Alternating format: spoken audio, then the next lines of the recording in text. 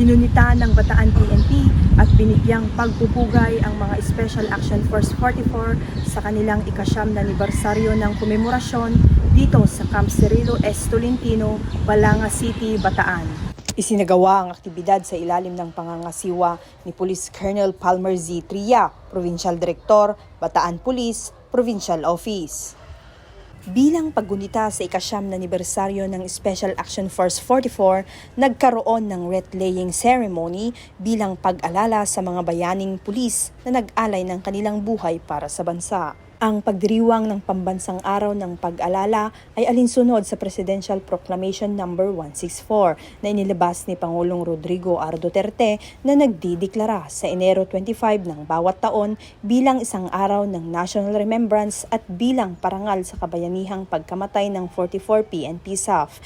Ito ay may temang Valiant Men with Unparalleled Devotion to God, Country and People, a Blessing to Victorious Nation. Hinding-hindi malilimutan ang mga sakripisyo ng ating mga kapulisan na nagsilbi sa ating bayan. Sila ay pinararangalan at patuloy na bibigyan ng parangal upang ito ay maging inspirasyon para ipagpatuloy ang ating sinumpaang tungkulin na protektahan ang ating mga tao mula sa walang batas na karahasan, kriminal na gawain at iligal na droga na sumisira sa buhay at kinabukasan ng ating nakababatang henerasyon. Patuloy ang Bataan Police Provincial Office na itaguyod ang legasiya ng SAF 44 sa pamamagitan ng pagsulong sa halaga ng karangalan, integridad at serbisyo sa komunidad.